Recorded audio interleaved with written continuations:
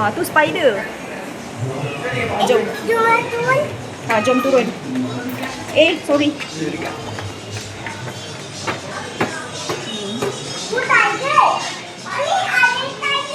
Ada tiger.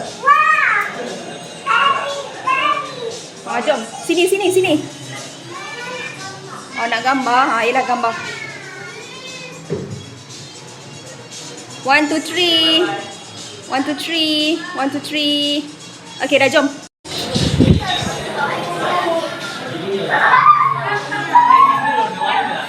Ramai. Bawah ni ramai. Sini. Ada tiger. Ambil gambar dengan tiger. Takut. Nak jom sini. Ada jom. Makan dekat dalam gua ini. Tempat ni macam ala-ala eksklusif. Macam dekat Kapadokia. Tapi harga mahal. Dia punya spaghetti carbonara baru RM12. Nasi goreng cili api baru RM10. Let's try. Tempat ni dekat area Batu K. Pada luar macam warung tu, tapi kat dalam perjalanan sikit dia ada tempat makan dulu.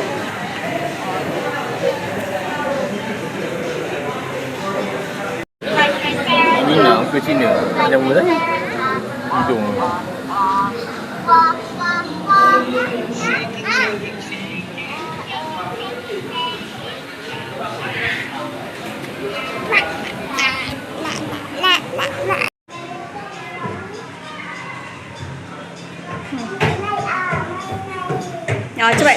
1, 2, 3. 1, 2, 3. 1, 2, 3. 1, 2, 3 ni. Nak aku ada bakat model lah. 1, 2, 3. Harimau. Sama-sama apa tu? Sama ada.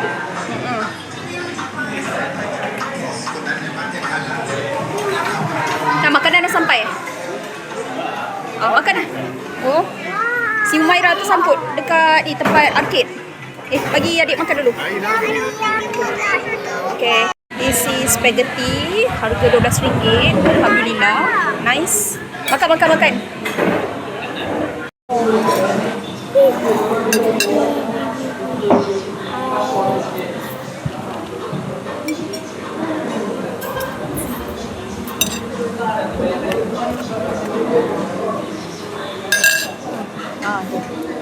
Jom makan. Apa ni? Spaghetti. Nak.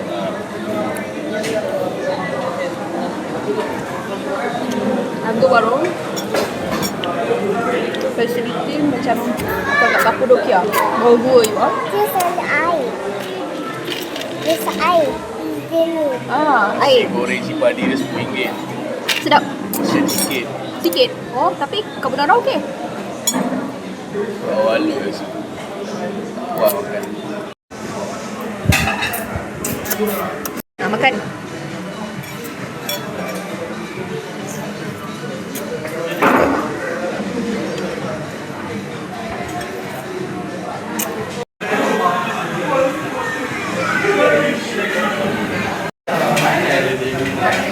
Tengok kat ujung ni ada apa?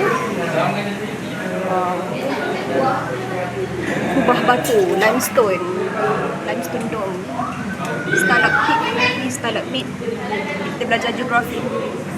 Air nikit ni. Kubah batu kapur.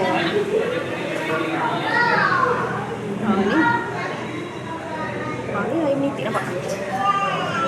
Dalam ni ada kalsium, natrium, entah. Batu kapur lah. Bila dicampur dengan air macam ni, dia akan jadi yang kat atas ni akan naik ke atas. Lepas tu yang ni panggil stalactite, ni stalagmite. Dia akan jadi, bila bergabung dia akan jadi tiang gua.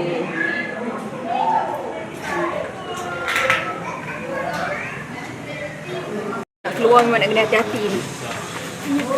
Kena tunduk. Okay, bye. Kita nak balik.